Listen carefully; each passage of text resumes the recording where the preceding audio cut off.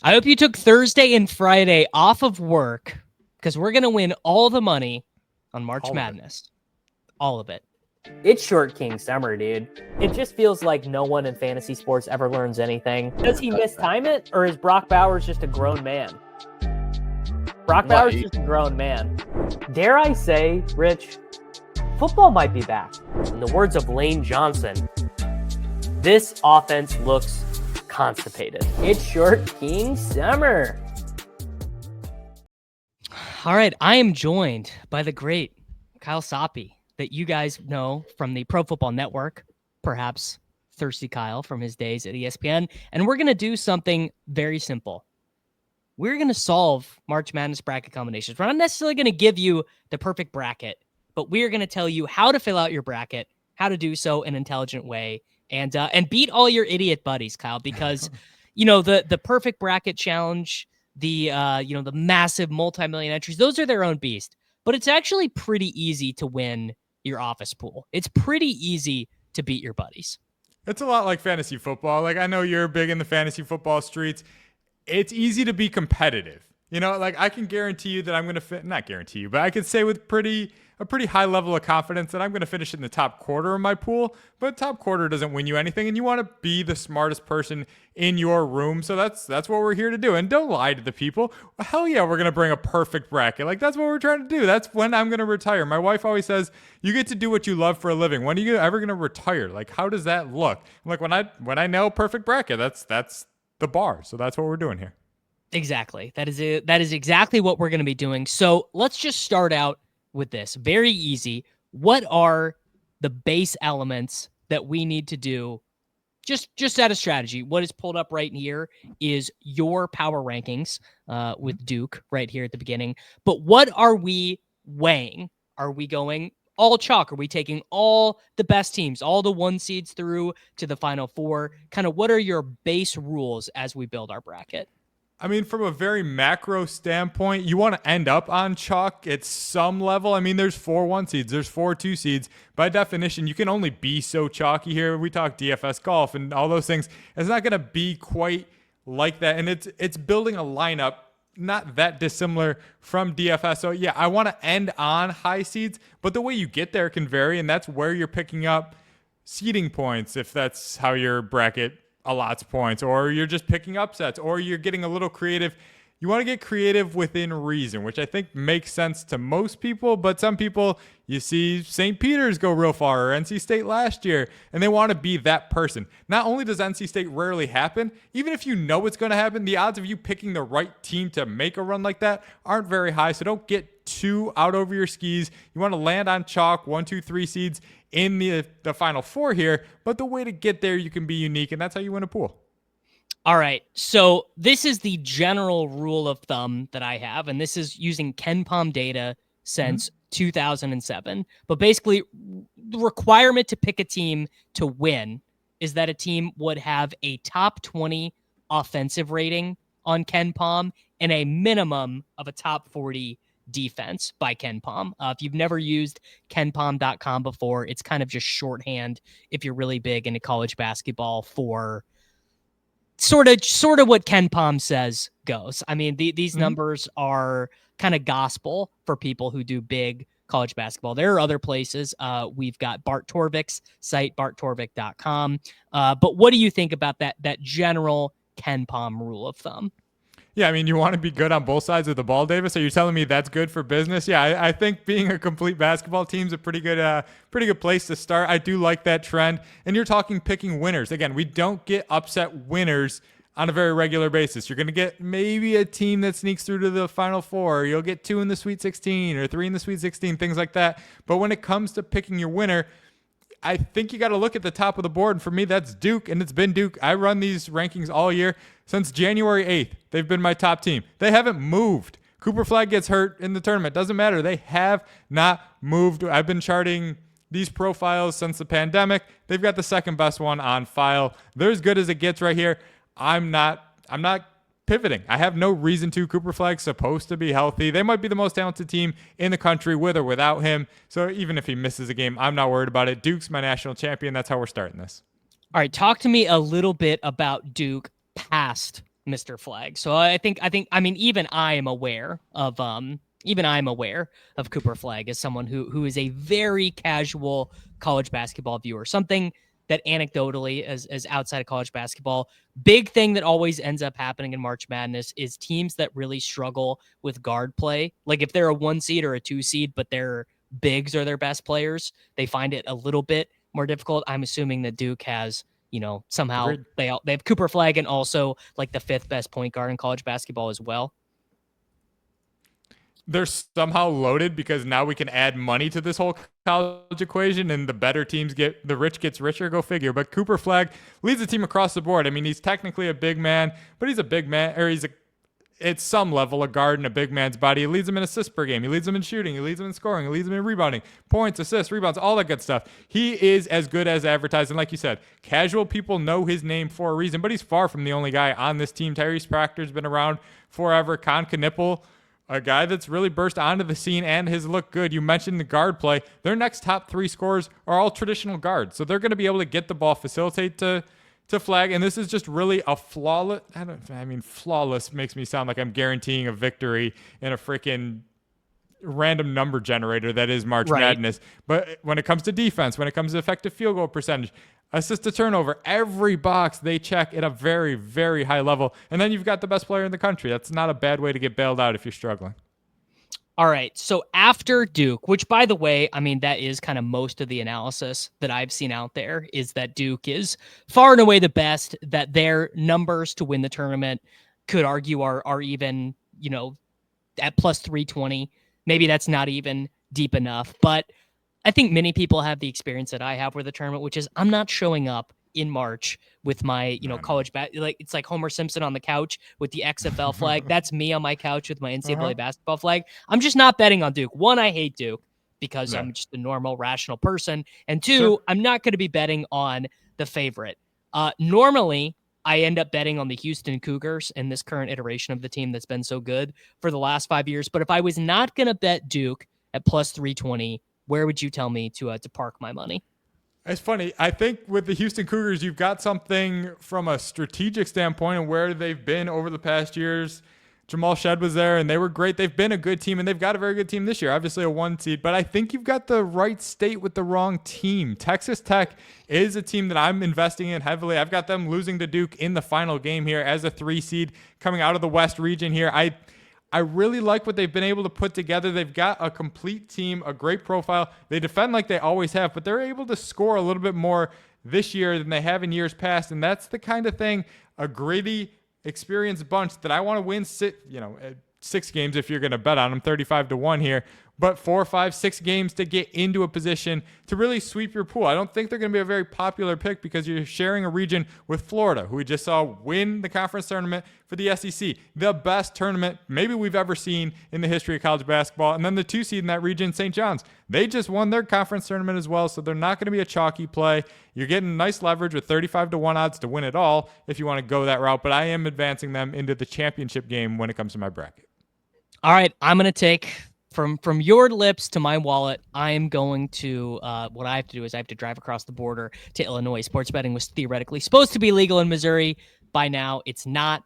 So I'm going to be doing that. We're going to go and place a wager on the Texas Tech Red Raiders. 4 guys in double figures for them that you do like to see, and quite a good bit of guard play. Now, we have to get to, basically what everyone shows up to March for.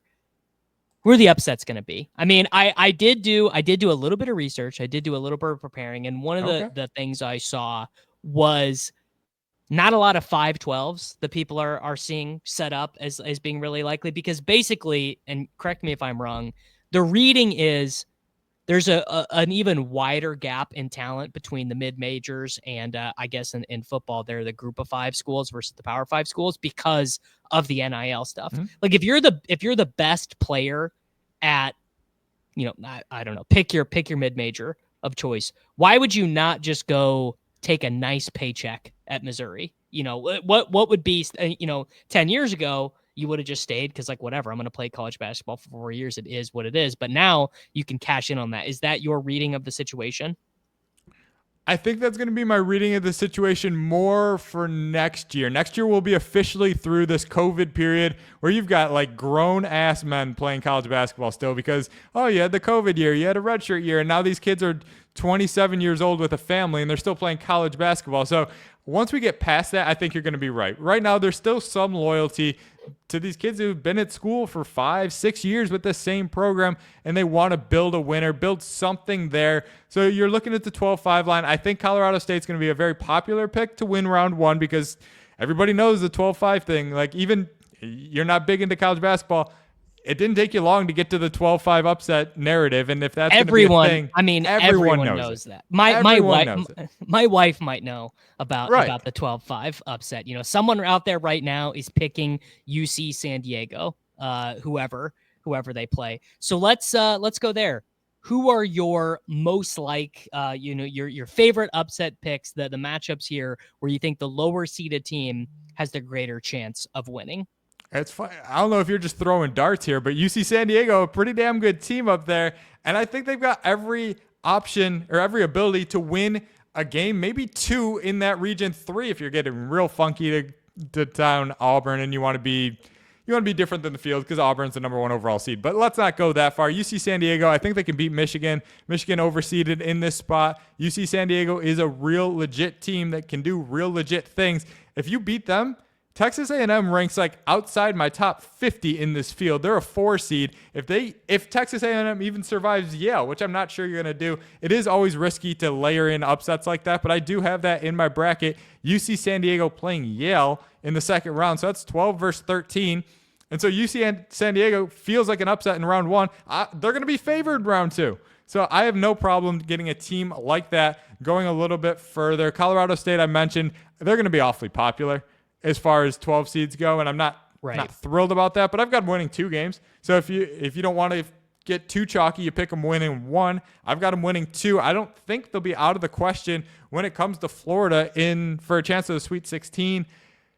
If you could get there, maybe UConn beats Florida. You could talk yourself in circles all day around this stuff, but those are 2 12 seeds I like. If you're going further down, you say, I am on the Davis Mattek YouTube channel, not for the chalky picks, not for where everybody else is, because Davis gives you the good stuff.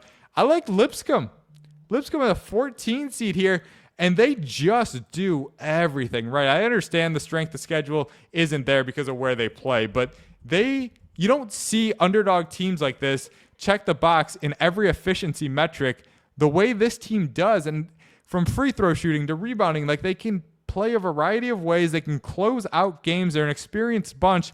I'm not shying away from Lipscomb. They get an injured Iowa State team. They're missing one of their lead guards, a leader in minutes this year in Keyshawn Gilbert. If they can advance and they get rolling here, they're playing with some confidence. They're a high floor team. They might not have the high ceiling some other teams do. A high floor isn't something you see out of too many 14 seeds. I like Lipscomb to potentially make some noise, win 2 games this year. I'll tell you, love it.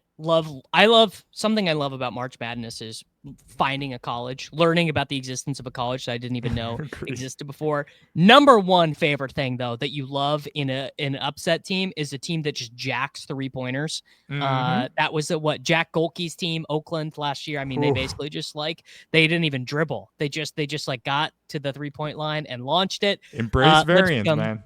Embrace variance. Yeah, basically 3-point shooting is the magic of March. And I hate to be a real nerd about this stuff, but the thing that you love about the round of 64, the round of 32, and really even the Sweet 16, those upsets, very rarely is it the underseeded team coming in and physically dominating. Basically, you think back like Ali Farokhmanesh, University of Northern Iowa against KU. Like it's riding the 3-point variance, which is, we love it, right? I mean, it's a single elimination basketball game. It's phenomenal. But yeah, 3-point shooting is basically the magic of March. Another thing I was thinking, we got to cover all the elementary stuff here before we go and fill out a bracket. Sure.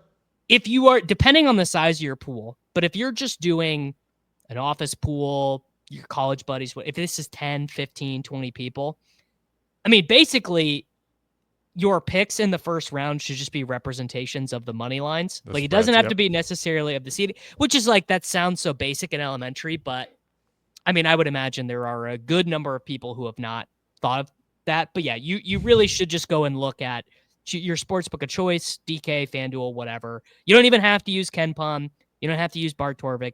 Just go look at the money lines of the opening rounds of games and just like if a team is a 5-point favorite, you take that 5-point favorite. Does any book do look ahead lines for these things? I assume not.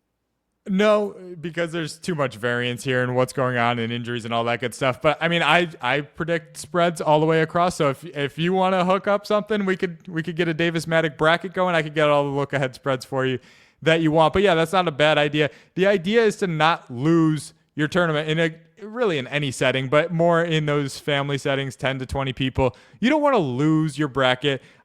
You don't want to advance Creighton to win the whole thing. I love Creighton as much as anybody, and I will stand for them until the end of time. But they're the first game of the tournament. You don't want to pick them to win the whole thing as an 8 seed, 9 seed, whatever they are, and be out of it before lunchtime on Thursday. Like you need to survive in advance. My goal is to have 14 out of my Sweet 16 teams still alive after the first 2 days. I don't even look at the standings page through Friday. I just want to have a chance, those optimal points, those points remaining. I know you talk about it all the time with DFS. That's what we're looking for here. You don't need to get all 32 games right in the first round because you're not going to.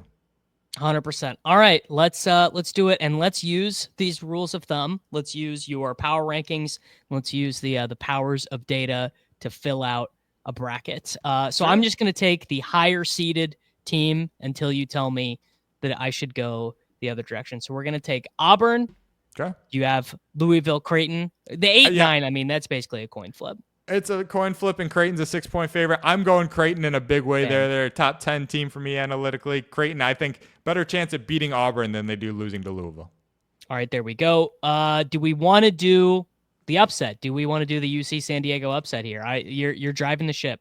I will. I'm gonna say we'll pick one upset in these two. I hate layering them, so I'll multiple choice you here. UC San Diego or Yale. We're advancing one of them, and I'm gonna have one of them to win 2 games. So you tell me which one.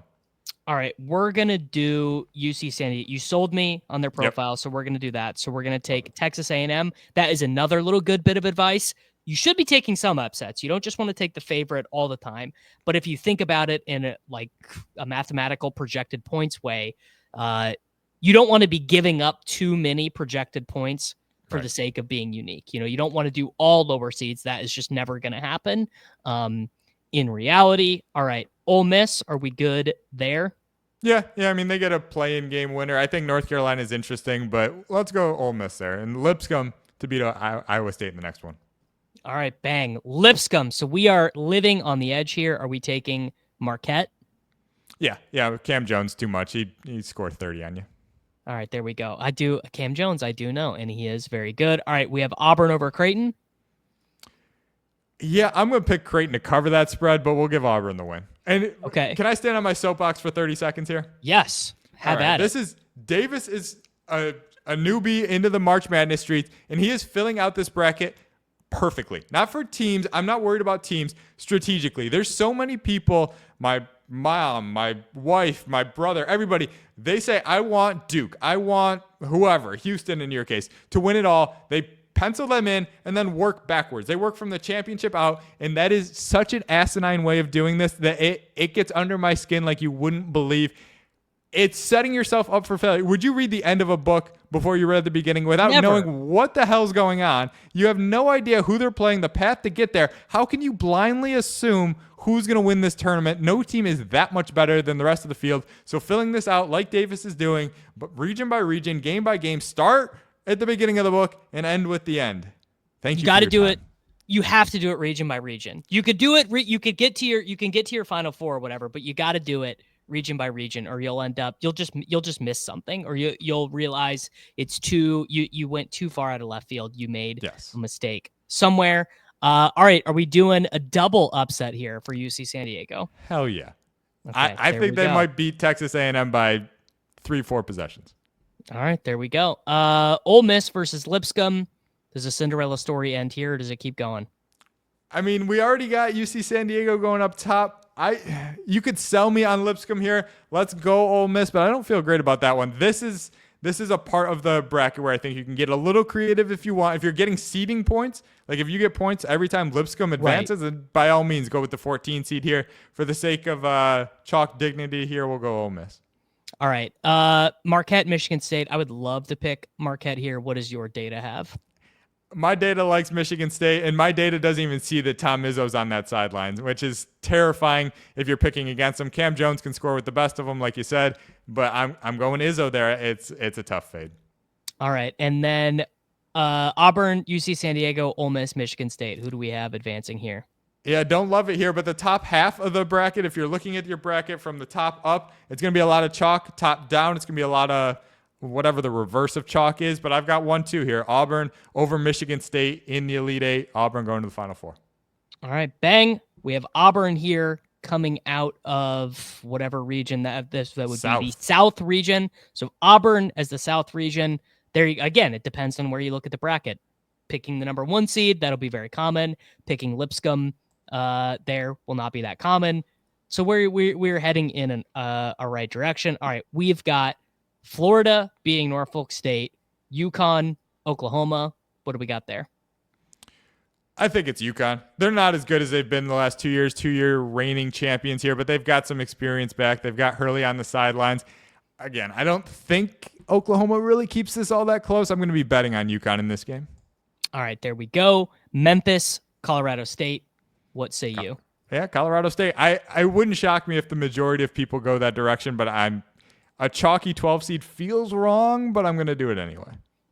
Totally valid. Maryland, Grand Canyon. Everyone's going to remember Grand Canyon. They were fun, but I'm assuming that we're taking the Terps here. The assumption is right. They've got a big, which you don't love. You don't love advancing them far, but Derek Queen is too much to handle there. All right, Missouri and Drake, 6 seed versus the 11 seed. Missouri. Texas Tech, UNC, Wilmington. I'm going to assume this is a 3 seed we actually like. If you're betting them to win outright at 35-1, we damn well better get to the weekend here. All right, Kansas versus Coach Calipari. Where are we going here? Yeah, I think this is a coin flip, and I'm not sure it's actually going to matter because I think St. John's takes care of whoever wins this game. But I do think Kansas's profile looks a little bit better. They came into the season the number 1 ranked team in the country. They're far from that these days, but they've still got some talent on that roster. And Bill Self, he's not Calipari, but he's a great coach. All right, there we go. We're taking St. John's. We're taking Texas Tech. Maryland versus Colorado State. Who do we have? I've got Colorado State. If you're going to pick a 12 seed over a 5 and it's going to be chalky, then I want to be different in the chalky path. And so I'm going to go that route. Colorado State makes a run here, and I think they can give Florida all they want in this Sweet 16. All right, we've got Florida. Are we going to do we have the stones to pick a 12 seed to the Elite Eight? I'm guessing this is where it ends. This is you might have the stones. My bracket self doesn't, but it's closer. If that game happens, that means Florida's still playing well. You might be catching 7-8 points to get Colorado State there. We'll advance Florida, and then I'll benefit from betting them against the spread. All right, and then we're taking Texas Tech. We are going to send Texas Tech to the Final Four. They are going to play against Auburn. Now we are going to do the East region. So we're going to take Duke. Then who are we taking in? Mississippi State, Baylor. We're going to take Baylor, and that's because they might have – I don't want to say Dwayne Wade 2.0 because that's putting a lot of expectations on this kid, but they've got Edgecombe, I was going to say a rookie, a freshman. He's going to remind a lot of people of a kid that can make some plays at a Dwayne Wade kind of level here. I don't think they're going to beat Duke, but they are getting through this 8-9 game, and he's going to be on highlight reels. All right, Mississippi State, Oregon, Liberty. Wow, Liberty. All right, we are all in on the 5-12. Yeah, these 12 seeds, man. You were right with the trajectory. I just think you're off a year here. The 12 seeds come to play this year. Okay. Arizona, Akron. The kids from Akron, are they going to beat Caleb Love and the Arizona Wildcats? No, the kids from Akron, they don't have LeBron James, the kid from Akron, so we'll advance Arizona there. All right. Now, BYU was like my favorite team last year because they were just like, they didn't care about anything other than chucking threes, but their coach left. And so now I don't know. BYU versus VCU. VCU always one of the perennial upset. People are always picking them to do upsets. He left, but he didn't take analytics with him. They play the same way everybody in the bottom half of this region does. You've got BYU, Wisconsin, Alabama, where if you can't score 80 points, you don't have a chance in hell of beating any of these teams. I was born in Montana. I always love to pick Montana in this game. I don't believe in my lifetime I've ever won this game after winning the Big Sky. So we're going to take Wisconsin, St. Mary's, and Vanderbilt. Which direction are we going there? St. Mary's. Too much rebounding, too big. All right, there we go. I assume we've got Duke there. Liberty versus Arizona. Are we going Wildcats? We'll give you Arizona, yeah. Okay, BYU, Wisconsin, 2 teams, chucking the ball. Who wins? Yeah, I mean, you want to talk about a game in crazy amounts of variance. I'll go BYU, but again, this one, if you told me there's going to be a game of the weekend, this would be on the short list. I don't know, man. Don't you think Duke, Alabama, if that is indeed the way it shapes up? I mean, I feel like that has a chance to be the game of the tournament. Cooper Flag versus what's his name? Grant Nelson is the big, and he's banged up right now. And then the guard Sears is the guard, right? Sears, the lefty, can put it up in bunches. Yeah, I think this would be a lot of fun. I was talking sheer entertainment value in BYU, Wisconsin. I think that game could be 96-94, but yeah, Duke, Alabama is how I have this playing out, and I'm with you. I think that would be as good a game in the Elite Eight as we could ask for. All right, and then do we have Duke winning this? We got Duke winning that in every game they play. All right, Duke winning that in every game they play. We have Houston versus the Southern Illinois University Edwardsville. I mean, I didn't. This is actually not that. This is like 45 minutes for me. I was not aware they even had a college basketball program. Gonzaga, Georgia. That is a weird matchup. Who yeah, I mean, that? Yeah, I like Gonzaga. Georgia's better than people think, and if they got on a different seed line here, if they fell to a 10, I think I'd like them more than as a 9. But Gonzaga just is an analytics dream. You're going to see that with how these picks play out here. But they were a top 5 team for me this year, and not once this year did they look like that on the court when it comes to who they beat or the few chances that they got. They lost 2 out of 3 to St. Mary's. This Gonzaga team checks a lot of boxes, Davis, a lot of boxes, and they're an 8 seed. All right, there we go. Gonzaga, the Bulldogs, they always show up for the tournament. Clemson and McNeese. McNeese State, checks some boxes here, but we're going to go chalk for these next 2, 4 or 5 Purdue and Clemson meetup. All right, Illinois versus the first 4 team.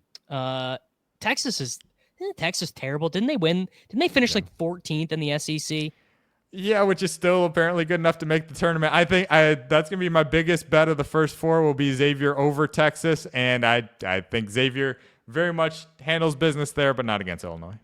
All right, there we go. Are we taking Kentucky? No Coach K, or no Calipari anymore, but they're up against 14 seed Troy. Yeah, no, we're taking Kentucky battle tested there. They graded out well for me all year, partly because who they played, but they're also the 3rd best team in my formula. They're advancing here. All right, UCLA over Utah State. I think Utah State is like kind of all right in the data, though, I think. Kind of all right, more than all right. I've got them beating UCLA by a couple of buckets here. Give me Utah State in that spot. All right, Utah State, Tennessee. I'm assuming no upset. Illinois, Kentucky. I mean, that is that'll be quite the game. What do you have there? That'll be fun. I've got Kentucky with the slight edge here, but both teams do check in as top 25 teams in my metrics, and both obviously played a hard schedule, so they're battle tested. They will not be scared of that spot, but I think this Kentucky team's pretty legit. All right, Clemson, Purdue. I got nothing. I got no fun facts about either of these teams. Well, you know Zach Edey, right? The giant that played for Zach Purdue. Edey. Yeah, there you go. He's not there anymore, but it counts. Braden Smith was busy getting Zach Edey the ball last year. Turns out he just might be the best damn point guard in the nation here. He's as good as it gets handling the rock. You've said it before. I've said it on this podcast. Guard plays wins this time of year. Give me Purdue and Braden Smith putting on a clinic against Clemson. 100%. All right, Houston, Purdue. Are we smelling an upset here? Yeah, well, no, but that's because you skipped a step to get the upset going here. The Zags in the 8-9er get through there, and then they take down Houston. They take down the fighting Davis Matteks here. You said you always like to pick them. I sorry. I do always bet them, yeah. But Graham EK, they've got Nembhard, the point guard. They've got what it takes here to be as efficient as anybody. Houston doesn't want to play that kind of game. Houston's defense is great. But if they're not clicking, if Gonzaga is going to be as efficient as everything they've shown us for 30-something games, Gonzaga takes down Houston here and sets up a wonky game with Purdue in the Elite Eight. All right, Elite Eight. Who do you have? Zags or Purdue? Who are you picking? I'm going Purdue here. Too much experience on that side. Braden Smith, if I have to pick one guy in that game, best point guard in the country, give me Braden Smith. All right, we have Kentucky, Tennessee. I actually have no idea which way you're going to go here. Other than that, Tennessee always loses this game. They just always flame out in this game. They find a way to do it, and I think they lose here too. I've got a season-long ticket on Tennessee at 25-1, so don't get me wrong. I'd be happy to be wrong with this one. Zakai Ziegler, my spirit animal as far as point guards go, and Chaz Lanier can score with the best of them on the wing in Tennessee, but Kentucky's got too much, and I've got them winning this game, and we'll give them one more. They get to play Duke in the Final Four. All right, there we go. So we're going to take Duke. Auburn, Texas Tech. We are taking Texas Tech. And yeah, we got to have that Davis Mattek 35-1 ticket. Have some life here. There we go. All right, and I will be sweating this, knowing there's no way that I win. What is your projected spread for this final game of Texas Tech and Duke? If it is Duke and Texas Tech, I've got Duke by just over 4 points. So give me something like 69-65 if we're picking final scores. All right. I actually don't even think we have to in this game because this is the actual NCAA website one, but let's find out. We're picking Duke. There we go. You said 65 what? 69-65er Duke. 69-65. That bracket is finished. That is a 30-minute crash course in everything that you guys need that basically right there is going to guide me through how much money I am winning or losing in the next, let's call it 17 days. And I really hope that it goes well. Kyle, if someone wanted to keep up with your work for the rest of the tournament, where would they be able to do that? Yeah, we're posting columns left and right on collegesportsnetwork.com. I'm part of Pro Football and Sports Network. For the tournament, it goes to the college side of things, so that's where you can find me, or Kyle Soppe, PFN, on the old Twitter machine. I'll post everything there, probably at a nauseating level, but if you set your alerts to get alerted when I tweet, and it's just content, I'm not tweeting about, I don't do the food pictures or anything like that. So you'll get my picks. Turn off the alerts after we get through March. You don't have to put up with my nonsense after that. But we've got content left, right, and center. Betting picks, round one, best bets, future bets, all that stuff going up later today. And what have you said? You can send me an invoice, Davis. If this doesn't work, this is the first time we've ever done a show together. I'll cover your losses if your Soppe picks don't work, and we'll make it right next year. I'm feeling great. We're gonna get Texas Tech is gonna make it to the Final Four, and that's gonna be all. It's gonna be all that we need. All right, everyone. Make sure that you like the video. Make sure that you are subscribed to the channel. And I'll be back with everyone else tomorrow. It's Short King Summer, dude. It just feels like no one in fantasy sports ever learns anything. Does he mistime it, or is Brock Bowers just a grown man? Brock Bowers is just a grown man. Dare I say, Rich, football might be back. In the words of Lane Johnson, this offense looks constipated. It's Short Kings.